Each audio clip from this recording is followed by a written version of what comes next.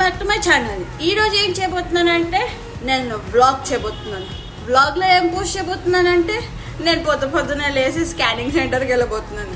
దానికడేసి పొద్దునొచ్చి already 1 litre నీళ్ళు తాగున్నాను. ఆయన కూడా స్కానింగ్కి వెళ్ళిన తర్వాత ఇంకో నీళ్ళు తాగి ఇప్పుడు నేను టాయిలెట్ ఆపుకోవాలి. ఆ ఊహనే ఎంత భయంకరంగా ఉందో ఇప్పుడు నాకు. అసలే ఎండాకాలం, ఆన్ టాప్ ఆఫ్ ఇట్ ఇక్కడ దాహం అవుతుంది. ఆన్ టాప్ ఆఫ్ ఇట్ 2 లీటర్లు నీళ్ళు తాగే బ్లాడర్ ఫుల్ ఉంచుకోవాలంటే సాహసం అనే చెప్పుకోవాలి. పొద్దున వచ్చి నేను ఆల్రెడీ 1 లీటర్ నీళ్ళు తాగాను, which is from this water bottle. కానీ నేను మళ్ళీ ఇప్పుడు ఇదే వాటర్ బాటిల్తో 2 లీటర్ నీళ్ళు తాగబోతున్నాను. సో దట్ నా బ్లాడర్ ఫిల్ అయిన తర్వాత అక్కడికి వెళ్ళొచ్చు అనేసి. సో గైస్, డయాగ్నోసిస్ సెంటర్కి వెళ్ళాలంటే నేనేం నడుచుకుంటే అయితే వెళ్ళలేను కాబట్టి బండి మీద వెళ్తున్నాను అనమాట. ఇట్లా బండి మీద వెళ్తున్నప్పుడు కూడా ఫిల్టర్ పనిచేస్తుంది అనేసి నేను ఎక్స్పెక్ట్ చేయలేదు, కానీ ఇట్ ఈస్ వర్కింగ్. రోడ్ల మీద అన్ని బ్యానర్లు ఉన్నాయి, రోడ్లు అన్ని ఖాళీగా ఉన్నాయి. యాక్చువల్గా బ్యానర్లు అన్నీ ఉన్నాయి, ఎందుకంటే ఈరోజు రంజాన్ కాబట్టి. I'm recording this vlog on Ramzan. నాకు వచ్చే 20-30 వ్యూస్కి నా డెడికేషన్ చూడండి.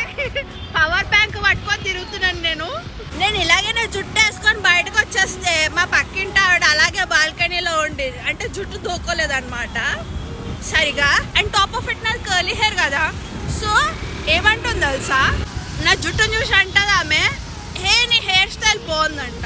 ఆ జుట్టు నాది ఎట్లున్నది తెలుసా, బర్ఫీ మూవీలోని ప్రియాంక చోప్రా ఉన్నట్టున్నది, నెత్తి మీద పిచ్చుకు కూడా వేసుకొని తిరుగుతున్నట్టున్నది. నా జుట్టును పట్టుకొని నీ హెయిర్ స్టైల్ బాగుందంట. వెంటకారం చూడు. బేసిక్గా స్కానింగ్ అంటే నార్మల్గానే ఉంటుంది, కానీ నాకు ఆల్రెడీ ఇక్కడ ఆపరేషన్ అయింది. టాప్ ఆఫ్ ఇట్ నేను 2 లీటర్ల బ్లాడర్ కడుపు నిండా పెట్టుకొని అది నా పొట్ట మీద గుచ్చేస్తా ఉంటే ఎంత ఫ్రస్ట్రేషన్ అవుతుందో తెలుసా, నాకు స్ట్రెస్ అవుతుంటుంది. సో అందుకే నేను అంటున్నాను, స్కానింగ్ ఇస్ సో ట్రామటైజింగ్. అప్పుడే డయాగ్నోసిస్ సెంటర్ దగ్గర వరకు వచ్చేసాం కూడా. మరి ఎనీవే సెంటర్కి వచ్చేసినాము, డయాగ్నోసిస్ సెంటర్కి. సెంటర్ అంతా ఇంత బీడుంది, ఐ డోంట్ ఎక్స్పెక్ట్ దట్. ఇక్కడ అంతా కడుపులు వేసుకొని ఉన్నారనమాట ప్రెగ్నెంట్ లేడీస్ అందరూ. వాళ్ళలో ఇప్పుడు నేను ఒకదాన్నే కడుపు లేకుండా ఉత్తి స్కానింగ్ కడేసి వెళ్తున్నాను. సో స్కానింగ్కి వచ్చాను. ఇక్కడ స్కానింగ్లోనే అంతా ఒక్కొక్క రోగాలతో వచ్చిండ్రు, ఐ మీన్ వాళ్ళ ఓన్ ప్రాబ్లమ్స్తోని. ఆయనతో ఒక మాస్క్ అడుక్కుంటే she gave me 1 mask for free. So I'm gonna be wearing this mask.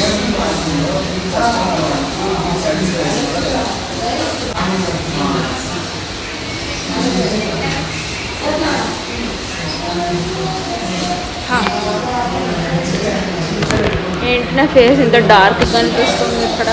And on top of it మా అమ్మ నన్ను ఇక్కడ స్కానింగ్ దగ్గర వదిలేసి టిఫిన్ తినేందుకు పోయి అక్కడ టిఫిన్ గమ్మని తింటుంది. అది తినకుండా నాకు కుళ్ళు చేపిస్తుంది అనమాట. ఫోటోలు పంపిస్తుంది tiffin తింటున్నట్టు.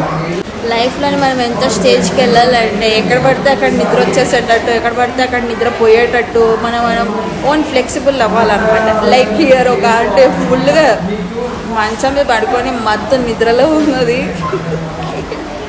Wait a second, I show you guys. అంటే మస్తు స్లీప్ వేస్తున్నది, అది కూడా డయాగ్నోసిస్ సెంటర్లోనే. అంటే మేబీ పొద్దున్నే లెగ్స్ వచ్చి ఉండొచ్చు. షుగర్ టెస్ట్లు ఏవో చేసుకుంటారు కదా వాళ్ళ వయసుకి. నా వయసుకి ఇక్కడ అందరు ప్రెగ్నెంట్ లేడీస్ స్కానింగ్కి వస్తే నేను అబ్డామిన్ స్కానింగ్కి వచ్చాను. చూసారా, సింగిల్స్ అంటే ఆ మాత్రం ఉండాలి. ఆల్రెడీ నీళ్ళల్లోనే ఇన్ని నీళ్ళు తాగాను, ఇంకా మొత్తం ఇన్ని నీళ్ళు తాగాలంటే నా కడుపు ఉంటుందా? నాదే చిన్న కడుపు, దాంట్లో 2 లీటర్ నీళ్ళు ఆల్రెడీ తాగాను. మళ్ళీ ఇంకా ఇది 3వ లీటర్ బ్లాడర్ నిండాలనేసి మా అమ్మ వచ్చింది. వాట్ రేట్ అన్నారే, వై యువర్ జెలసింగ్ మీరే.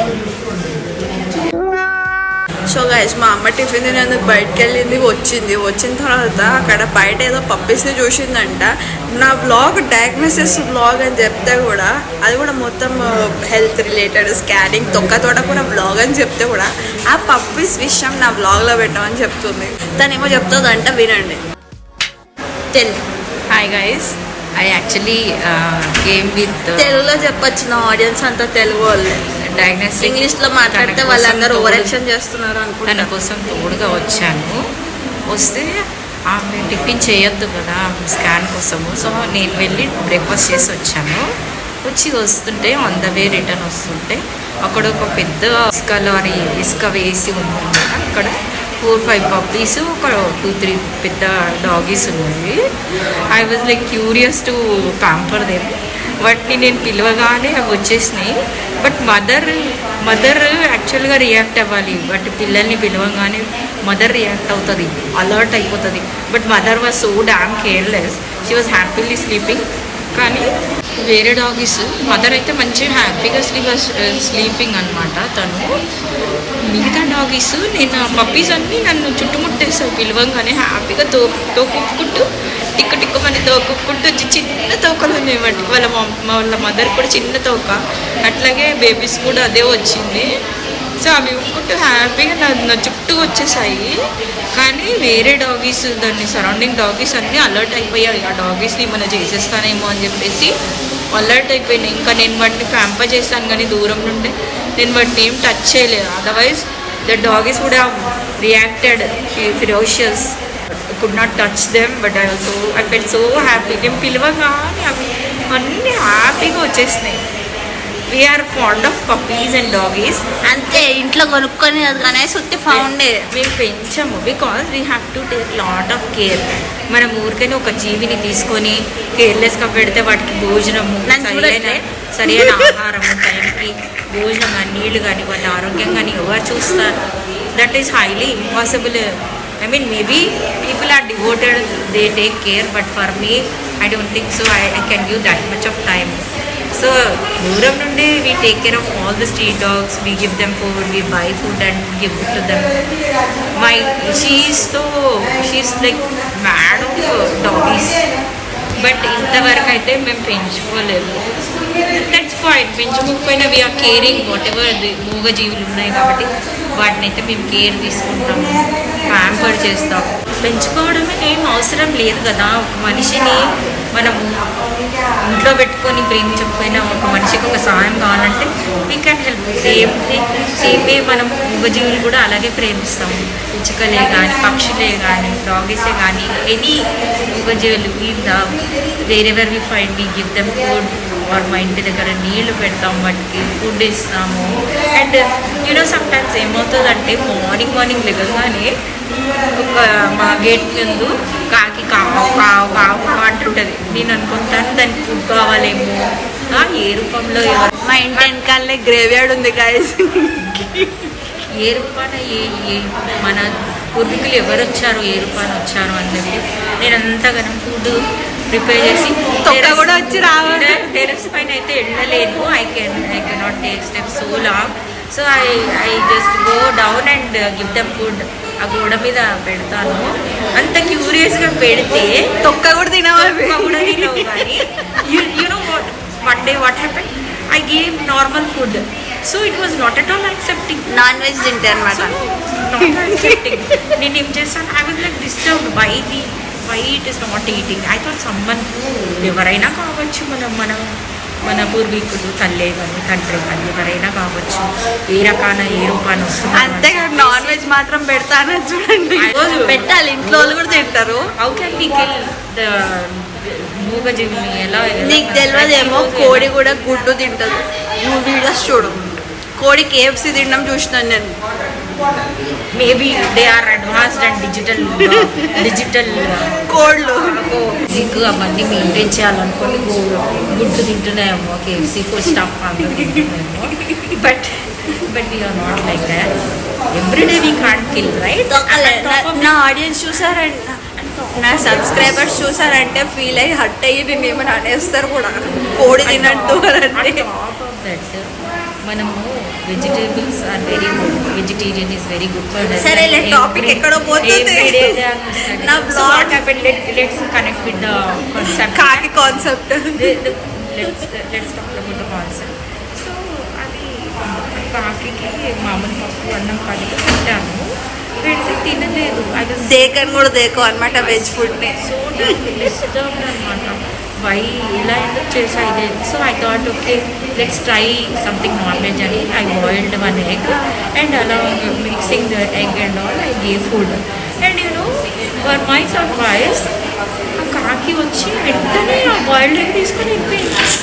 నాన్ వెజిటేరియన్ కాకులు. నాన్ వెజ్ కాకులు, వెజ్ కాకులు కూడా ఉన్నాయేమో మరి. వెజ్ కాకులు ఎవరు దేకాడు. మేబీ దట్ ఆ కాకి బాగా కొంతమంది లాగా నాన్ వెజ్, సరేలే వీడియో ఎక్కడికో పోతుంది. నాన్ వెజిటేరియన్ క్రేజీ సో పెట్టనే పెట్టదు నాన్ వెజ్. నాకు ఇంకా నా పేరు చెప్తుంది. Veg or non veg, but I was like so happy that I could feel అమోఘ జీవి కడుపు నింపగలిగానన్న తృప్తి అయితే నాకు మిగిలింది.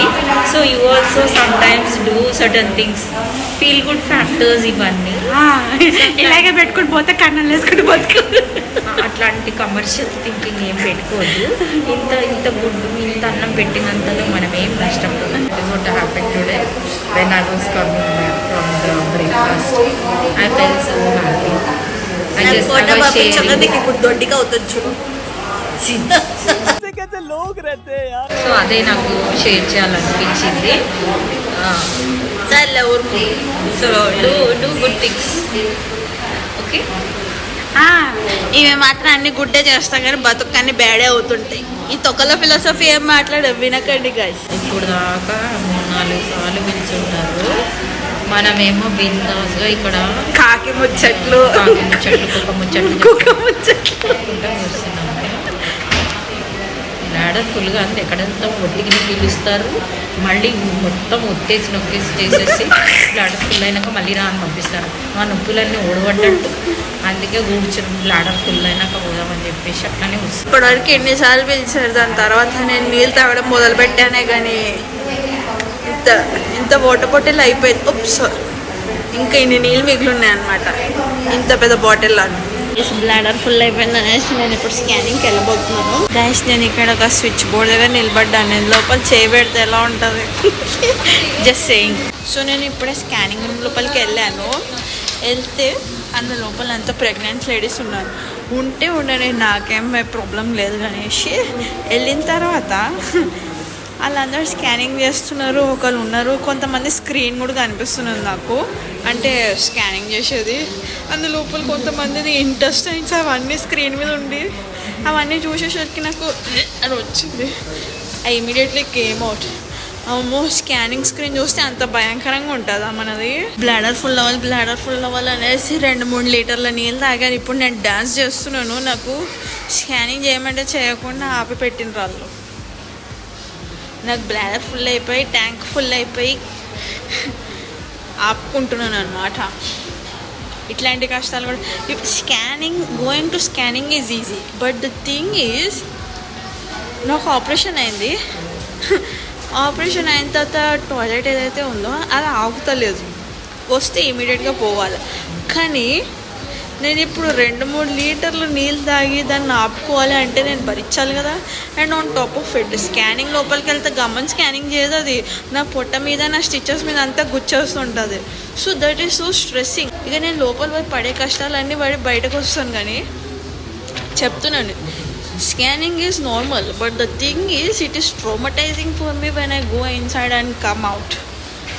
అది గుచ్చేస్తుంటుంది, నొప్పి అవుతుంటుంది. ఆన్ టాప్ ఆఫ్ ఇట్ నా బ్లాడర్ ఫుల్ ఉంటుంది.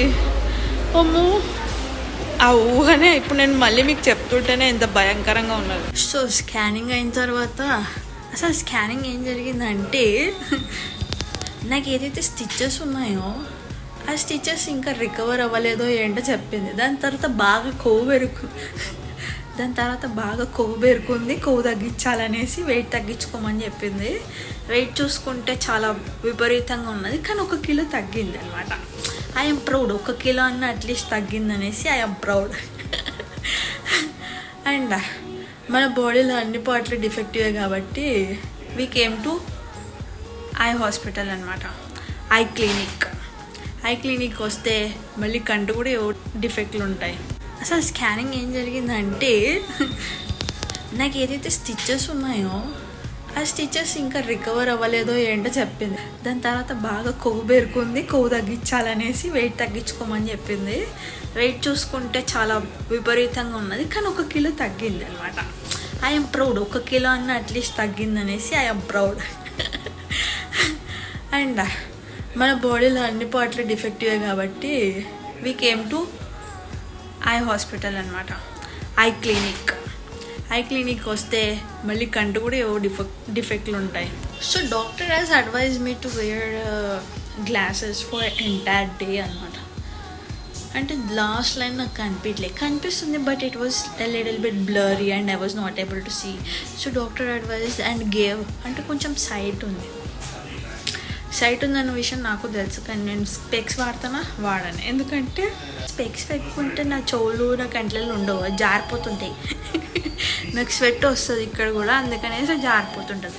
అందుకనేసి స్పెక్స్ వాడను. కానీ ఇప్పుడు ఏమైంది, సైట్ ఎక్కువ అయిపోయి డాక్టర్ దీనివల్ల వాడుకోవాలి స్పెక్స్ అని చెప్పాడు.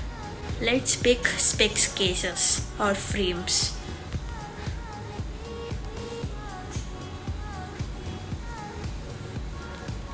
బేసికలీ నా దగ్గర ఆల్రెడీ ఒక ఫ్రేమ్ ఉన్నది, కానీ నేను ఆ ఫ్రేమ్ వాడాలా వద్దా అని ఆలోచిస్తున్నాను. కానీ అది దీంట్లో ఫిట్ అవ్వదు, అది సంగతి. అందుకనేసి కొత్త ఫ్రేమ్ వాడుకోవాలా, లేకపోతే లెన్స్ కార్డ్కి వెళ్ళాలా, లేకపోతే ఇక్కడ ఉన్నది తీసుకోవాలా. I am yet to decide. చిన్నగానే ఉందిలే సైట్, అంత పెద్దగా ఏం లేదు. Because I was not able to see the last లైన్స్లోనే I was able to see actually. కానీ ఏంటంటే అందులోని లిటిల్ బిట్ బ్లరీ ఉండే, అందుకనేసి స్పెక్స్ రాసి ఇచ్చాను. So we return back to our house. ఏం చేసినామంటే స్కానింగ్లో నాకు మొత్తం పొట్టంతా నొక్కేసింది, లెఫ్ట్ రైట్ అన్ని చోట్ల గుచ్చేసింది, నా స్టిచెస్ మీద నొక్కేసింది. దాని తర్వాత ఏం లేదని చెప్పింది, కొవ్వున్న తగ్గించుకోవాలని చెప్పింది. దాని తర్వాత ఐ టెస్ట్కి వెళ్ళిన తర్వాత ఐ డిఫాల్ట్ అయిపోయింది, స్పెక్స్ పెట్టుకోమని చెప్పాడు. కానీ నేను ఆలోచించాను, చాలా కాస్ట్లీ చెప్పాడు స్పెక్స్ ఫ్రేమ్. ఉత్తి ఫ్రేమే నాకు 900 చెప్తున్నాడు. దాని మీద ఆన్ టాప్ ఆఫ్ ఇట్ నాకు లెన్సెస్తో కలిపి ఒక 1600-1800 అని చెప్తున్నాడు. I need to check the variation from lens card. ఆ తర్వాత ఇంటికి వచ్చిన తర్వాత ఈ బ్లాడర్ నిండిపోయింది, అందుకని ఇంటికి వచ్చేసి బ్లాడర్ క్లియర్ చేసుకుంటే తినే కార్యక్రమం స్టార్ట్ చేయబోతున్నాము. అంటే కుకింగ్ ప్రాసెస్, తిన్నాము. End of this vlog I just wanted to show my vlog me going to the scanning, అంతే. సో ఇప్పుడు నేను తిండి మొత్తం పత్యాపారం అంతా పోస్ట్ చేయలేను కాబట్టి ఉత్తి వ్లాగ్ నేను స్కానింగ్కి వెళ్ళాను, స్కానింగ్ తర్వాత ఐ టెస్ట్కి వెళ్ళాను, అదొకటే మెన్షన్ చేస్తున్నాను. నచ్చితే లైక్ చేయండి, లేకపోతే ఏమైనా చేసుకోండి. Okay then bye guys.